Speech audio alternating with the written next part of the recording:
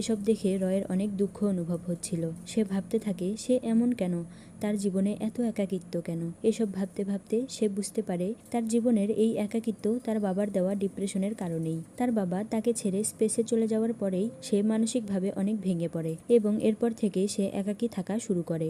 সে এখন কারো সাথেই কমফোর্টেবল হতে পারে না। রয় এখন অনেক ক্লান্ত। সে কিছুক্ষণ বিশ্রাম নেয় এবং অবশেষে সে দেখতে পায় তারা লিমা স্পেস স্টেশন নেপচুনে পৌঁছে গেছে। এখানে এসেই তারা অনেক অবাক হয়ে যায়, কেননা এই স্পেস স্টেশন তো একেবারেই ফাঁকা ছিল। এখানে সেখানে মৃত অ্যাস্ট্রোনটদের লাশ ভেসে বেড়াচ্ছিল। রয় এখানে তার বাবাকেও দেখতে পায় না। আর একটু এগিয়ে সে একটা বড় কন্টেইনার দেখতে পায় যার মধ্যে কেমিক্যাল রিয়াকশন হচ্ছিল।